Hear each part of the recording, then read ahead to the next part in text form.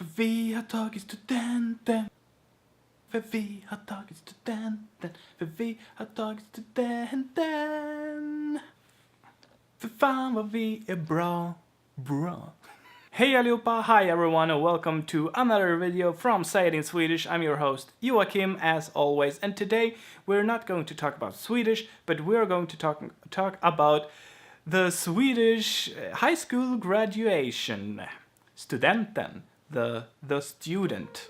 Today I'm not going in depth about the Swedish school system, but I can tell you that we have 9 years of school, and then we have 3 years of upper secondary school or high school or whatever, and that's voluntary. And when you graduate in June, it's called Studenten. And that's our high school graduation. And I wanted to talk a bit about that because it's June and now this thing is happening, and we have a lot of traditions around this. So maybe it could be interesting for you. So firstly, back in the day, people that failed school, they didn't graduate, so they had to go out back. And the people that didn't fail school, I think they also had a test. They took a test on that day, on the graduation day, and if they didn't fail, they took their caps, and then they went out the front door to their families and friends and whatever, standing in the schoolyard, and normally people hold up signs with your name and maybe the current year or something, and a picture of you as a child. I don't think I had that. No, I didn't have that, but that's very common. I forgot to say that it's not that harsh today. Normally you have a bit of a, you know where you stand throughout the year, so that you can improve, and it's not that if you fail a course, it's not necessarily, it doesn't mean that you fail, that you don't graduate. It depends on like how many points you have and what courses you take. For instance, I failed one course because I thought that course wasn't it wasn't that relevant to me. I mean, it was a fun course, I guess. I mean, it wasn't fun. It's necessary, but it wasn't fun. It was business English, I think, but it was on a bad time. I think that it was like half an hour we had.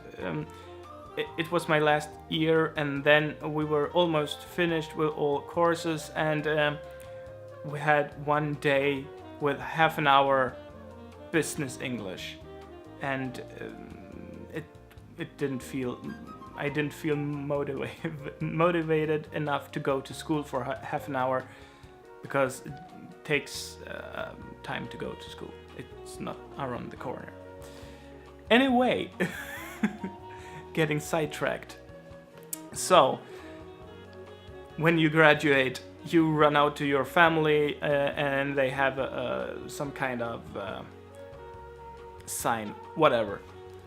Then it's common for you and your friends to go up on a truck, and you stand there with music and you drink beer and wine, maybe, and champagne. It's not really allowed because you're 18 and not 20, because you have to be 20 to drink alcohol outside a pub in Sweden. But anyway, it happens.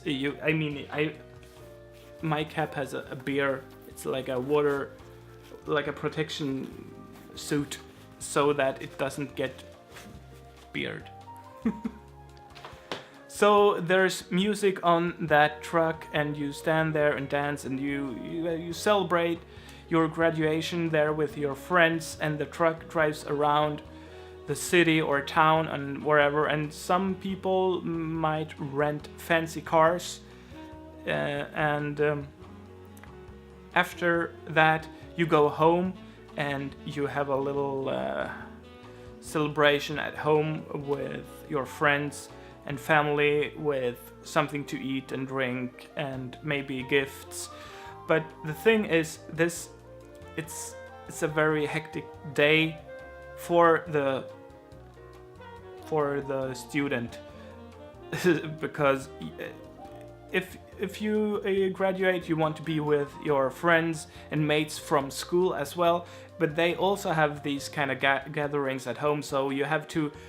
So normally you have your own, and then you leave everybody and go to your mates and your other friends, and maybe in the evening there's also a party for all the graduates, and so it's very hectic. You normally, the family can congratulate you, but they won't see you for very long that day, and you will probably be very drunk the next day and the next day, or have a sick hangover.